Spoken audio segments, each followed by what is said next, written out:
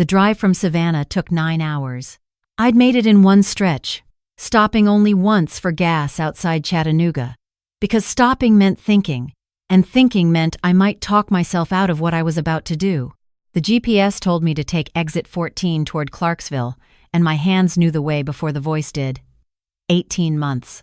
18 months since I'd driven down Sycamore Creek Road, past the old feed store, and the Methodist church with the broken letter on its sign.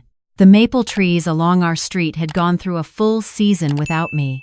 They'd leafed out, gone gold, gone bare, and now they were budding again in the thin March light, and I'd missed all of it.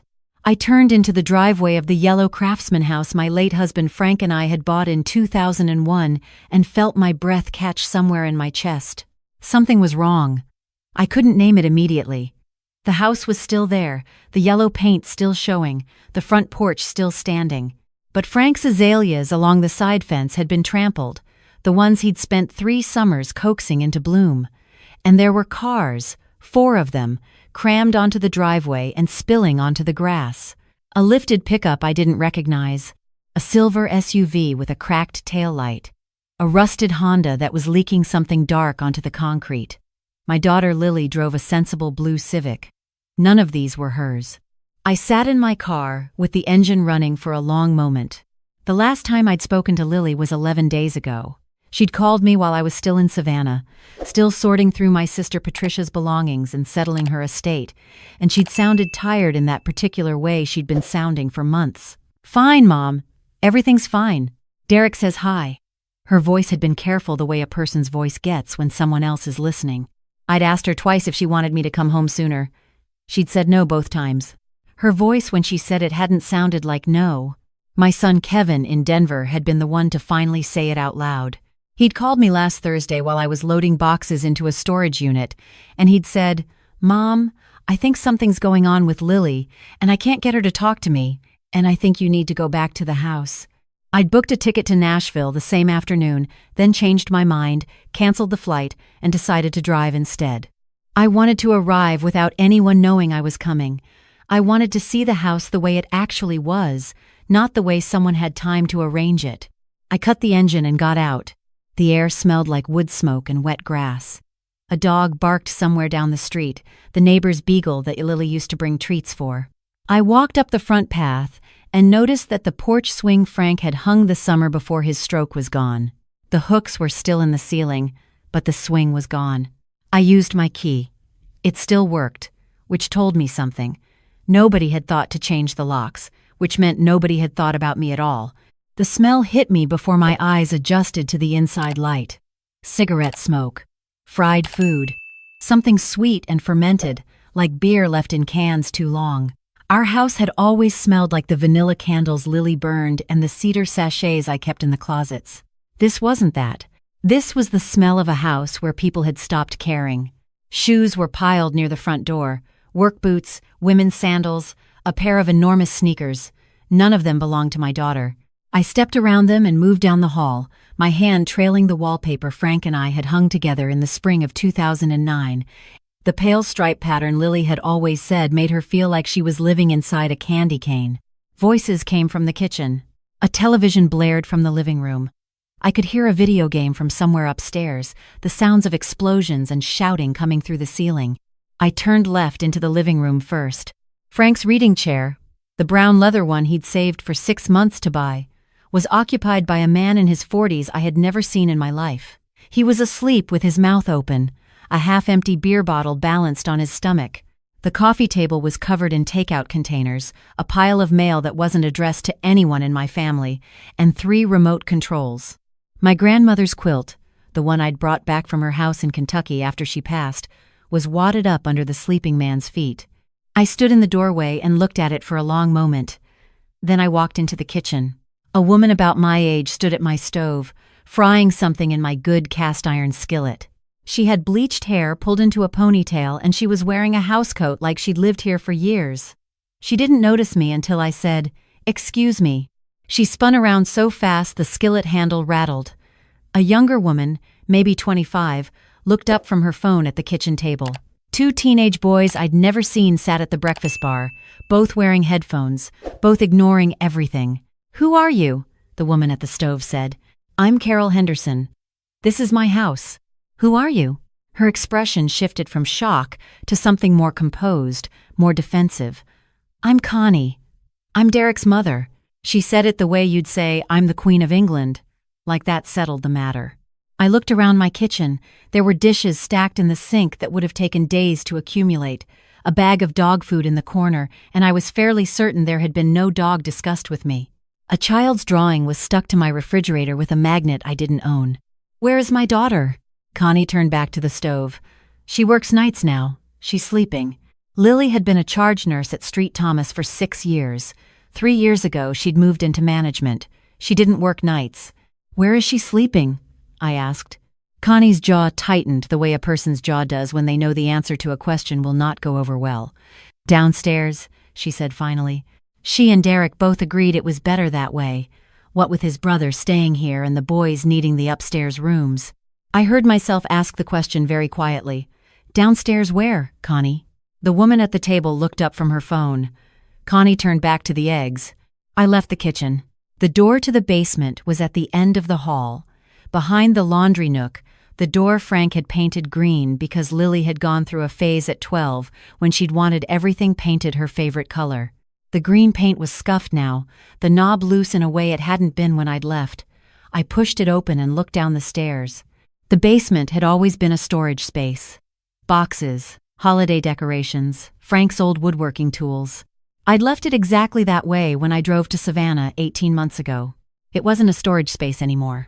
Someone had cleared a corner of the concrete floor and laid down a camping mattress, the kind you inflate with a pump. There were 2 folded blankets on it and a pillow. A milk crate served as a nightstand with a water glass and a phone charger on top. A small lamp sat on the floor. My daughter's nursing school diploma, the one she'd had framed and hung in the hallway, was leaning against the wall, still in its frame, like someone had taken it down and not known what to do with it. Lily was curled on the camping mattress with her back to the stairs. She was wearing scrubs and she was asleep, but even from the top of the stairs I could see that her hair, which had always been thick and dark the way mine had been at her age, was stringy against the pillow.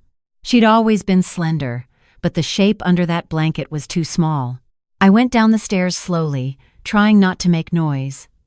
I sat down on the bottom step and looked at my daughter sleeping on a camping mattress in a concrete basement in her own mother's house. And I pressed my hand over my mouth and breathed in through my nose the way I used to do in the parking lot outside the hospital where they'd told me Frank was gone. The way you breathe when you need to stay steady because falling apart is not an option. "Mom?" She'd woken up. She was looking at me from the mattress, still not moving, her eyes adjusting to the light from the lamp. "Hi, baby," I said. My voice came out steady. I didn't know how. She sat up slowly, and I saw her face properly, and it took everything I had not to make a sound. She had lost maybe 20 pounds from a frame that hadn't had 20 pounds to lose. There were shadows under her eyes that weren't just from sleeping, and there was a yellowish bruise fading at her jaw that she instinctively turned away from when she saw where my eyes had gone. "You didn't tell me you were coming," she said. "I know. I'm here now. How long have you been sleeping down here?" She didn't answer. She pulled the blanket up over her lap the way she used to do as a child when she was in trouble and was stalling. "Lily." She looked at the diploma leaning against the wall instead of at me. "A few months," she said. "Derek's brother Wade needed the guest room, and it just made more sense with the schedules. How many people are living here?" She was quiet for too long. "Lily." I kept my voice even. "How many people are living in this house?" "Derek's mom, Connie, and Wade and his girlfriend, Amber, and Amber's kids from her first marriage." She paused. "And sometimes Derek's friend, Ricky, but he's not here all the time." I counted. That was potentially 8 people in a 3-bedroom house, and my daughter was sleeping on a camping mattress in the basement. "What happened to your job at Street Thomas?" The blanket twisted in her hands. "Derek thought it would be better if I took some time away. He said the hours were making me anxious and I wasn't taking care of myself." She said it the way you repeat something you've been told so many times it starts to sound like your own thought. "I'm doing some per diem shifts at a walk-in clinic on weekends. It helps with the household." A 3-1. Year-old registered nurse with a management background, working weekend walk-in shifts to cover groceries for 8 people while sleeping on a camping mattress in her mother's basement. I stood up from the step. "Get dressed," I said. "Grab your phone and your wallet and come upstairs." "Mom, you don't understand how Derek—" "Lily," I said at once, clearly, "get dressed. I'll be at the top of the stairs." I went up and stood in the hallway and pulled out my own phone. My hands were entirely steady, which surprised me. I felt very clear, the way I'd felt when the hospital called about Frank's stroke. That absolute clarity that comes when the thing you feared has arrived and there's no longer anything to dread because it's simply what is, and now you just have to act. I called Kevin. He picked up on the second ring. "Mom, did you get there?" "I'm here," I said. "It's worse than we thought. I'm going to need you to find me the number for a good property attorney in Nashville. Someone who handles real estate and family law. Today, if possible." He was quiet for a moment. "That bad? I'll call you with details. Right now, I need the attorney." "On it," he said. "Mom, are you safe?" I looked at the man still asleep in Frank's chair with his beer bottle. "For now," I said. "I'll call you back." Lily came up the stairs in fresh clothes with her wallet and her phone. She looked like she was bracing for something terrible to happen. That was its own kind of information. We walked out the front door together, past the pile of strangers' shoes, past the cars blocking the driveway. I opened the passenger door of my car for her the way I had when she was 16 and I was the one driving. She got in without a word. I drove us to the Panera 2 miles down on Madison Street, the one where Lily and I used to get coffee after church when she was in college. I ordered for both of us, and we sat in the corner booth, and I looked at my daughter across the table and said, "Tell me everything." And she did. It started, as these things often do, in a way that seemed reasonable at the time. Derek had moved in 8 months after Frank died, when Lily was still raw with grief and working double shifts, and the house felt too big and too quiet. "He was attentive then," she said. "He called it taking care of her. He cooked. He drove her places. He was there every morning when she woke up. The first thing that changed was her friends. He didn't like her friend Pam from nursing school because Pam was negative energy," he said. He didn't like her friend James from her running club because James had once commented on a photo of hers online in a way Derek considered inappropriate. One by one, her people fell away because maintaining those friendships required more energy than she had after a day of managing Derek's moods. His mother Connie arrived first. "Just temporarily," Derek said. Connie had been renting an apartment, and the landlord was selling the building, and she needed somewhere to land for a month. The month became 4 months. Then Wade came, Derek's younger brother, with a different story about a different landlord. Then Amber came, because Wade and Amber were together, and it didn't make sense to pay rent somewhere else when there was space here. Lily had tried to say something around month 3. She'd waited until they were alone, until after dinner, until Derek seemed to be in a good mood, and she'd said that she was feeling overwhelmed with the house, that maybe his family could look for their own place. He hadn't hit her that time. That came later.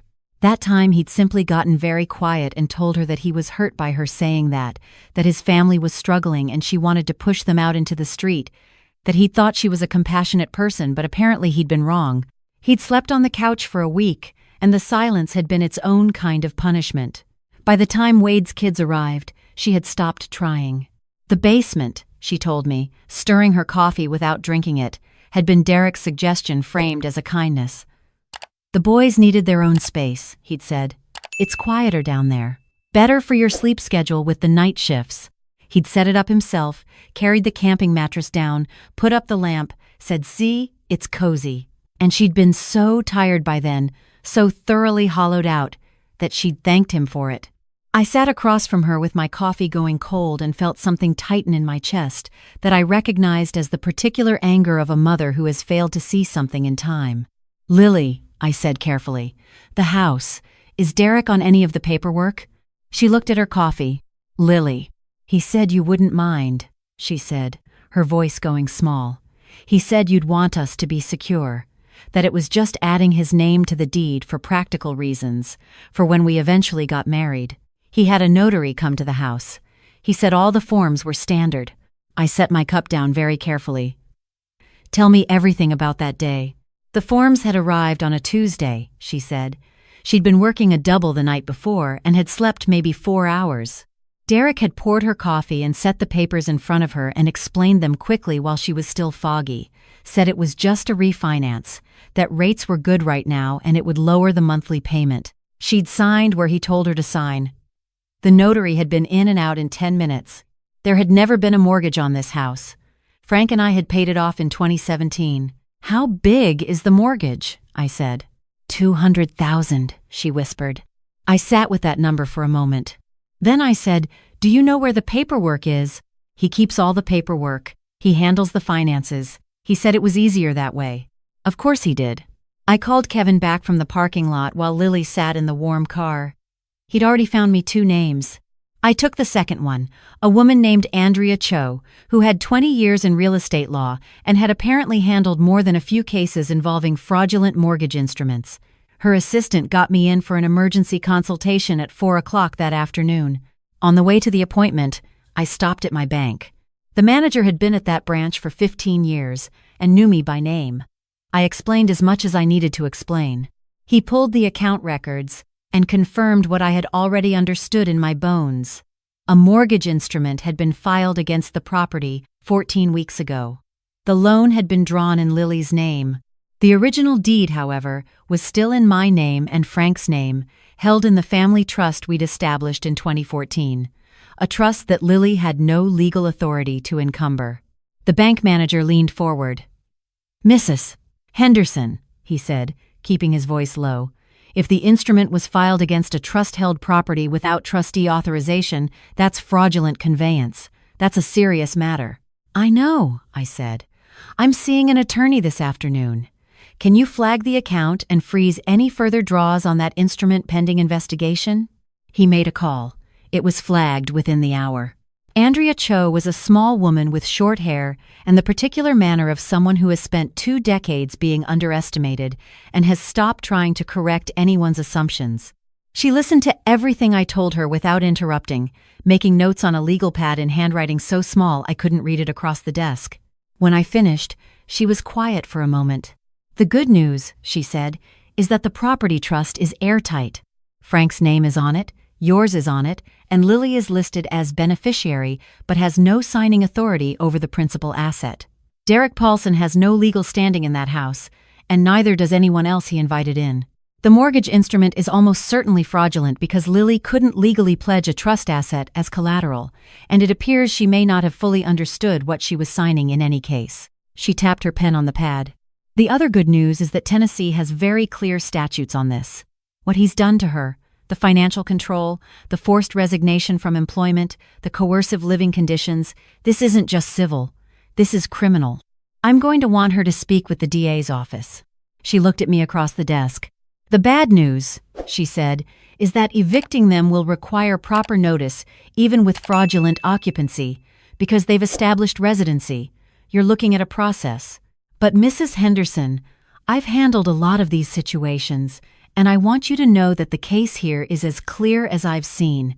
He made a significant error trying this with a trust property. They usually do make errors. People like Derek Paulson believe they're smarter than they are." "I'll file everything tonight," she said. "Can you be at the property with a police escort at 9 a.m. tomorrow?" I said yes. We stayed at the Hampton Inn off the interstate that night. Lily took the longest shower I've ever heard a person take, and when she came out her eyes were red but her shoulders were different. Something had shifted in the way she was standing. She sat on the edge of the bed in the hotel robe and called Pam. The friend, Derek had said, was negative energy. I heard Pam crying through the phone from across the room. Lily cried too. A different kind of crying than the basement. A releasing kind. When she got off the call, she looked at me. "I believed him, Mom. I actually started to believe that Pam was a bad influence on me." "I know. How does that happen?" I moved to sit beside her. "It happens slowly," I said. "That's the whole method. If he'd asked you on day 1 to sleep in the basement, you'd have walked out. So he waited until walking out felt impossible." She was quiet. "You're not stupid," I said. "You're not weak. I want you to hear me say that clearly, and I want you to remember it. She leaned her head on my shoulder the way she'd done since she was small, the way that still felt the same regardless of how many years had passed. I set my alarm for 7. Andrea had arranged for Officer Patricia Walsh from the Clarksville PD to meet us at the house at 9. She arrived before we did, leaning against her cruiser in the driveway with the particular calm of someone who has done this more than once.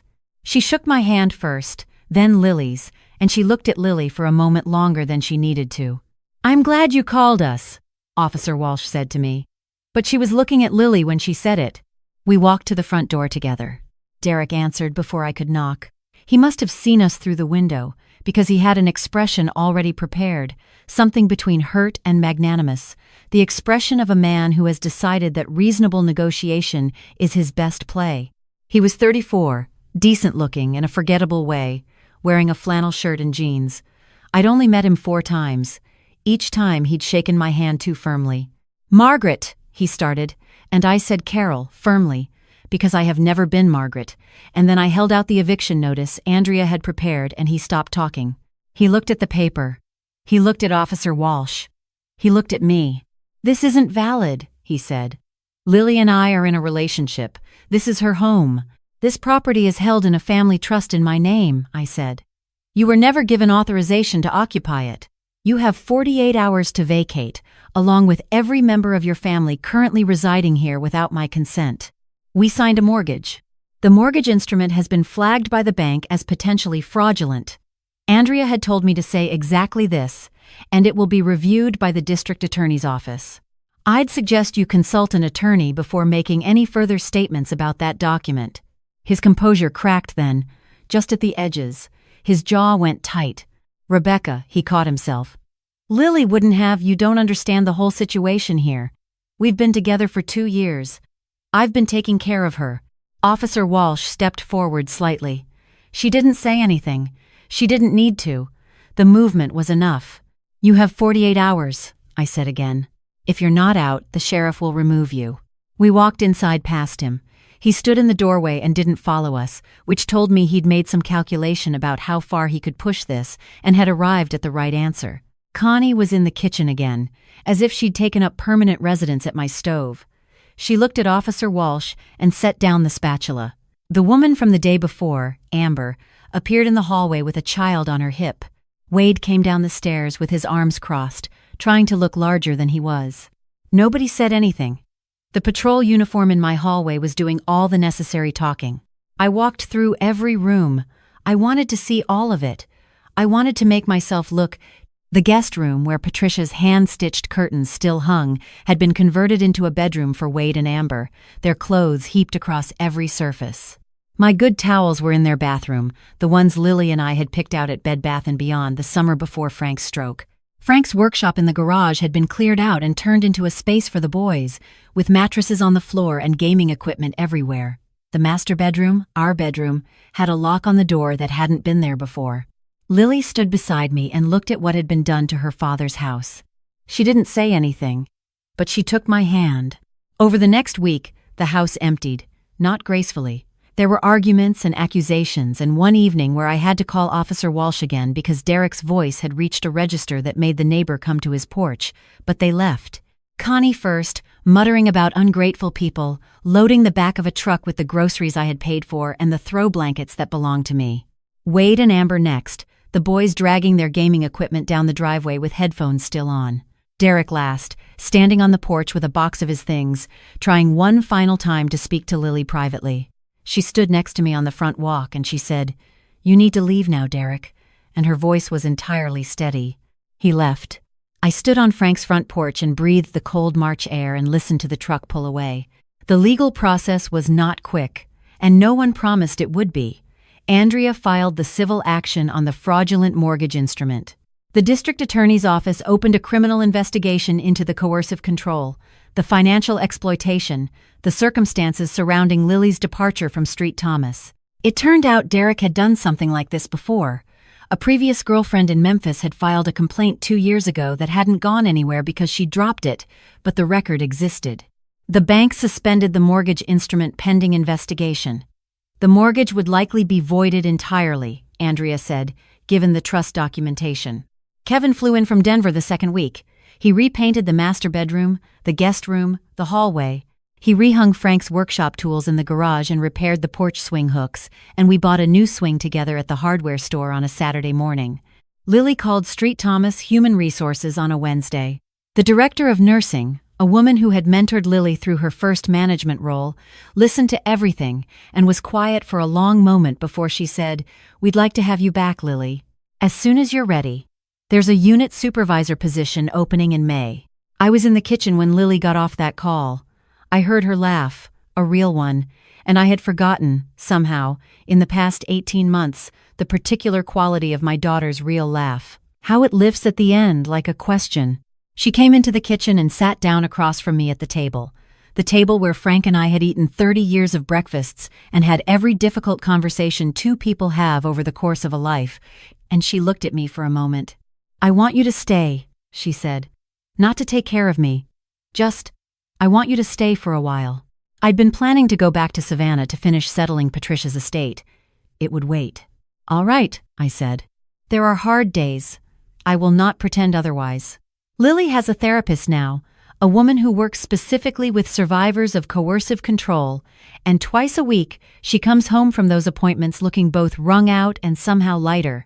She told me once that the hardest part isn't the obvious things, the basement, the mortgage, the bruise at her jaw. The hardest part is unlearning the voice in her head that sounds like Derek but uses her own vocabulary, the one that tells her she is too sensitive, too demanding, too much. She's working on it. I've started going with her once a month, to work on my own piece of it. The guilt that came from being in Savannah while this was happening to my daughter. The grief that tangled around that guilt until I couldn't separate one from the other. Frank would have seen it sooner, I used to think. But then Lily said something in one of those sessions that I've been turning over ever since. She said, "Mom, Derek was careful about who was watching. You were grieving Dad and taking care of Aunt Patricia, and he knew that. He chose this time on purpose. He made a miscalculation, though. They always do. He thought because I was far away that I was gone. He was wrong about that." In May, when the dogwoods were out and the azaleas Frank had planted were blooming again despite everything, I came downstairs on a Saturday morning and found Lily in the kitchen. She was in her scrubs before an early shift, drinking coffee at the table with the back door open to the warm air, and she was humming. Not a song I recognized, just a sound, the sound a person makes when they are simply present in a space and it is their own. She looked up and smiled at me. I poured myself coffee and sat down across from her, and the dogwood moved in the breeze outside the window, and I thought about Frank, about the house he'd built with me, not with his hands, but with 28 years of ordinary mornings and difficult evenings and laughter in the kitchen and arguments in the car and the kind of love that isn't dramatic because it doesn't need to be. Derek Paulson had thought he could take that. He'd thought a piece of paper and a tired young woman and a mother 1,000 miles away was all he needed to dismantle what we had built. I want to tell you exactly how wrong he was. Lily got the Street Thomas position. She started in May, same week the DA's office filed charges.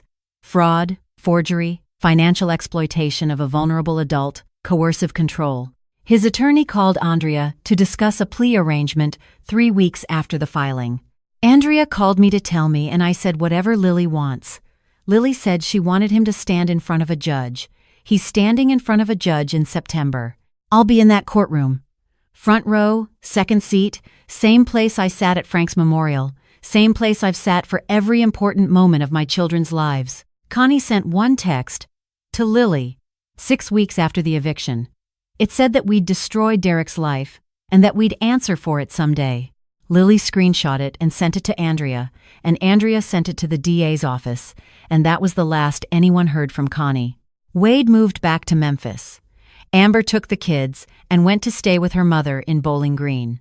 Ricky, the friend who was sometimes there and sometimes not, was apparently never there again.